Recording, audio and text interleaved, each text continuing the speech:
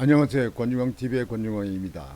오늘은 3월 31일 금요일 아침입니다. 3월달 마지막 날 아침 방송을 시작하겠습니다. 내일부터는 주말이 되는데요. 주말 되면 여러분들 4월달로 들어갑니다. 이젠 봄을 완전히 우리가 맞게 되었습니다. 꽃 피는 봄이에요. 꽃 피는 봄이 오면 내 곁으로 돌아와줘요. 꽃은 피는데 봄, 봄, 봄. 아주 꽃이 만발하게 핍니다. 개나리도 피고 벚꽃도 피고 또 복숭아 꽃도 피고 꽃이 지금 현재 계속 만발합니다. 오늘 아침 방송은요, 일본에서 조선시대 김정호 그가 그린 대동여지도 그것을 확인해 가지고 일본서 환수해 왔다.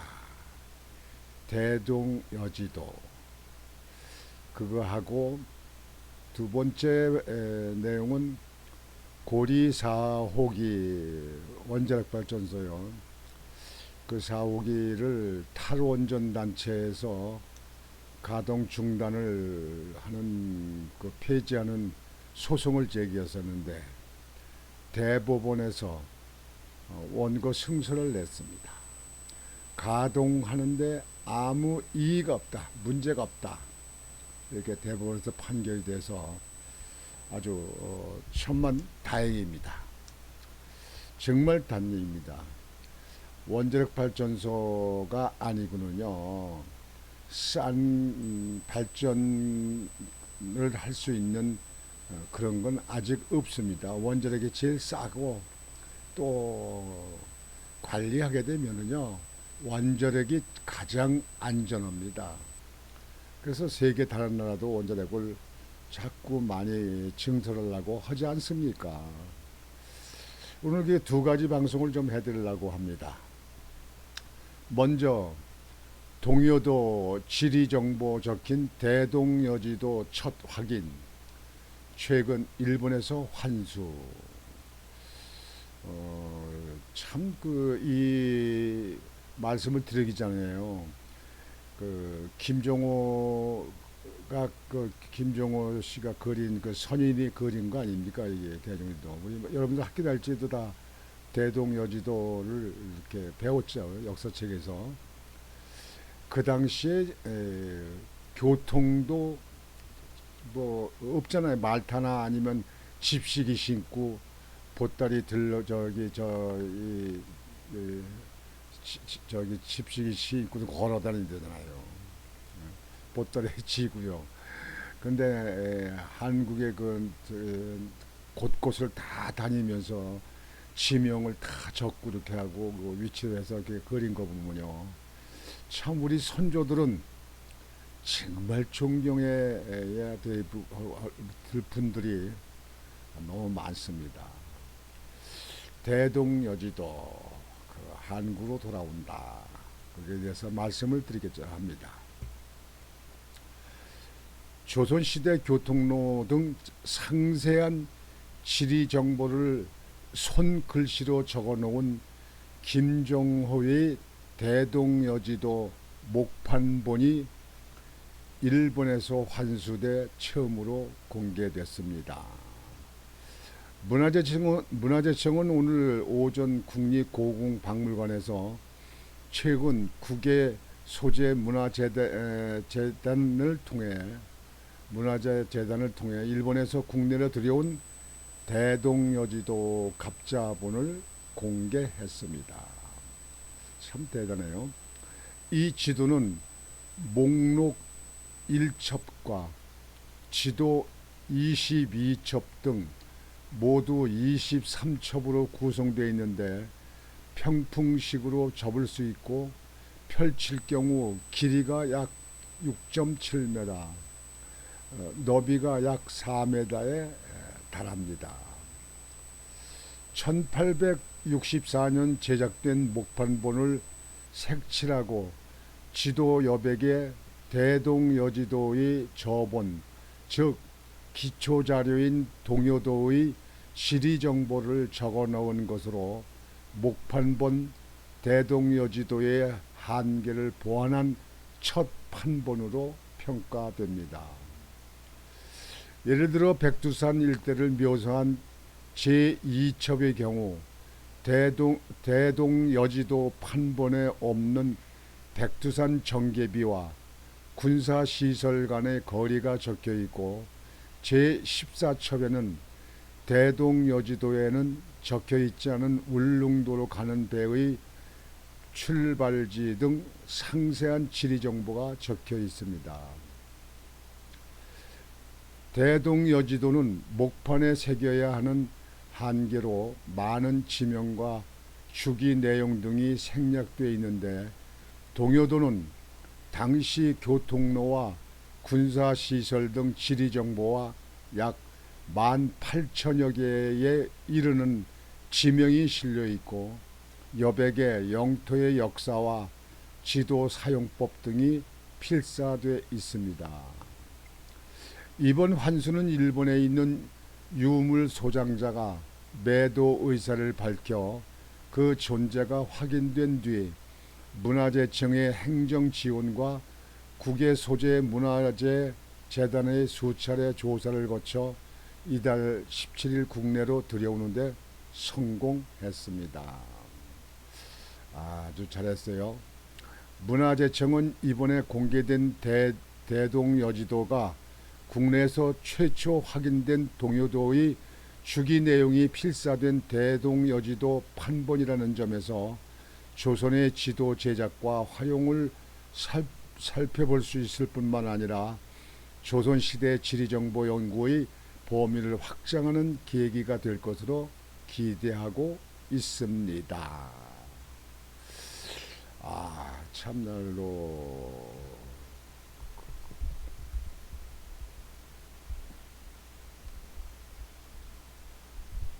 조선시대 교통로 등 상세한 지리 정보를 손글씨로 적어놓은 김정호의 대동여지도 목판본이 일본에서 환수돼 처음으로 공개됐습니다. 이 지도는 목록 1첩과 지도 22첩 등 모두 23첩으로 구성되어 있는데요. 병풍식으로 접을 수 있고 펼칠 경우에는 길이가 약 6.7m, 너비는 약 4m에 달합니다. 1864년 제작된 동요도. 목판본을 색칠하고 지도 여백에 대동여지도의 저본, 즉 기초자료인 동여도의 지리 정보를 넣은 것으로 목판본 대동여지도의 한계를 보완한 첫 상세히 판본으로 지명까지 다 이렇게 평가됩니다. 적었어요. 지명까지 다 적어가지고 참 우리 선조들은 참 대단한 분들입니다.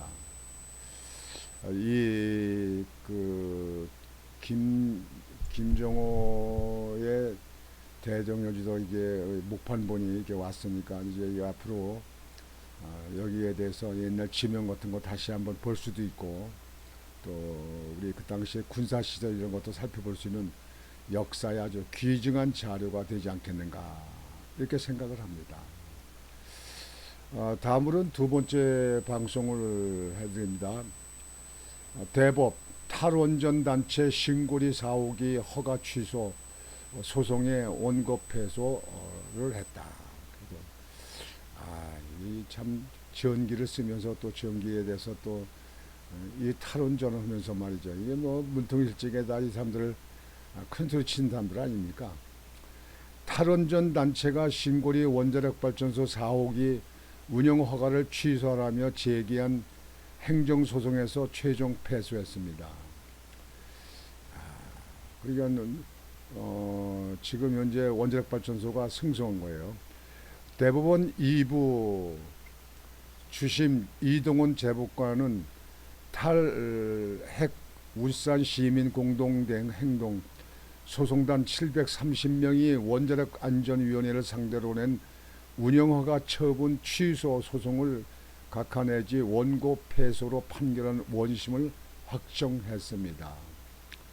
신고리 4호기는 2019년 2월 원안위의 운영허가를 받아 7개월의 시운전을 거쳐 같은 해 9월 상업운전을 시작했습니다.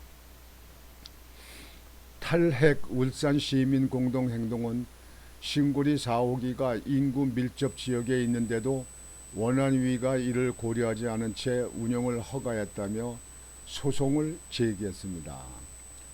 그러나 법원은 1심부터 3심까지 모두 원안위가 필요한 심사를 하지 않았다고 보기 어렵다고 판단했습니다.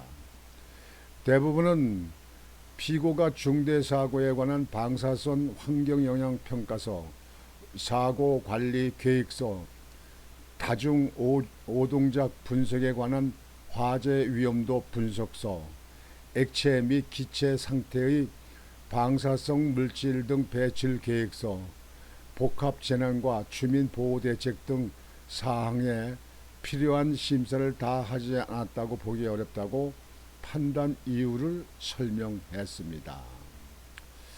그래서 고리 지금 신고리 4호기 운영허가 취소를 했던 것은 패소해가지고 원자력 발전소가 승소한 겁니다. 신고리 4호기. 지금 여기 있는 것이 이게 신고리 3호기 4호기입니다.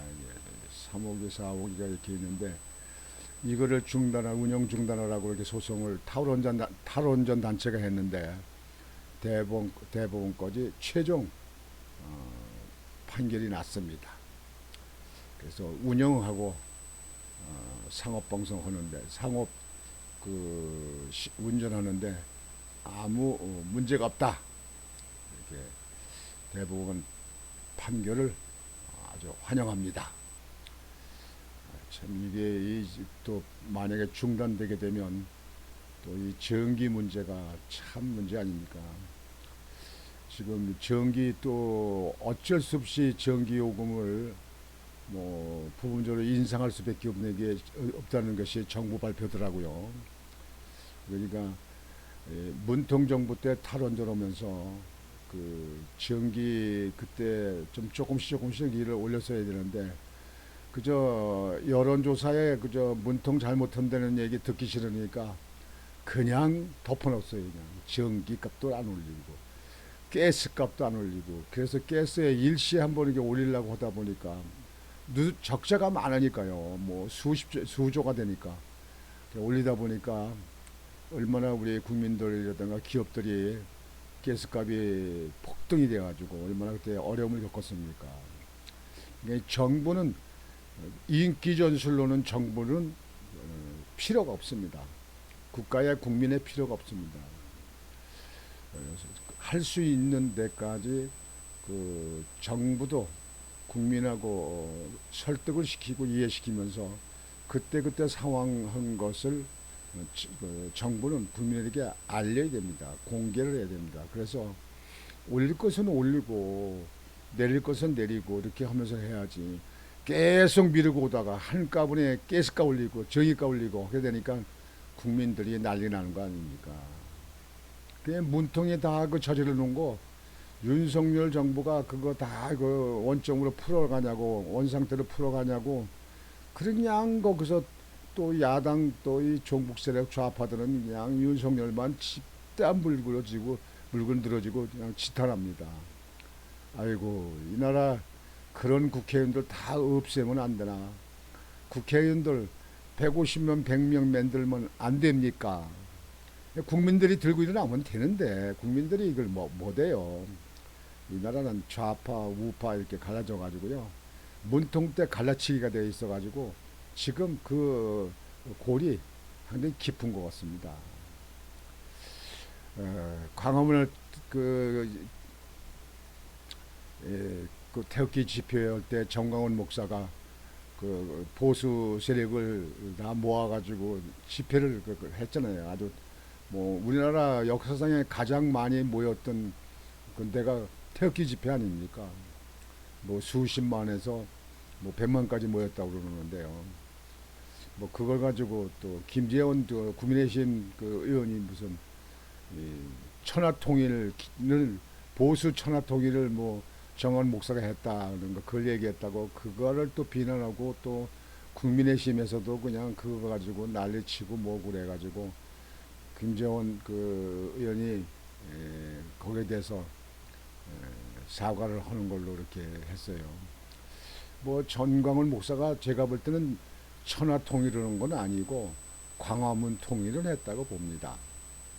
또 보수 세력에 그만큼 많이 모아서 문통에게 그 반대를 하고 문통에게 지적을 한 그런 단체는 정광훈 목사 태극기 집회가 가장 큰 집회로 했지 않느냐 이렇게 생각을 합니다.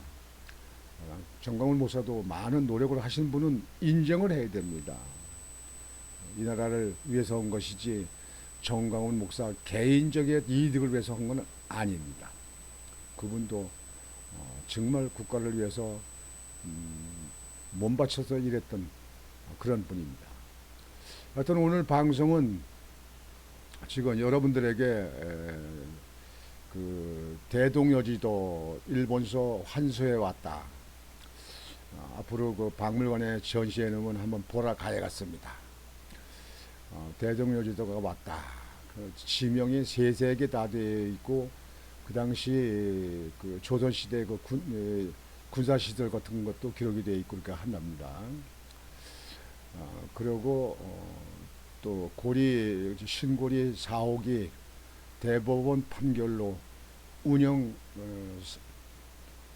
상업 그 운전하는데 아무 지장 없다 이렇게 판결 난 걸로 최종 판결 났다 하는 걸 가지고 여러분들에게 보도를 해드렸습니다.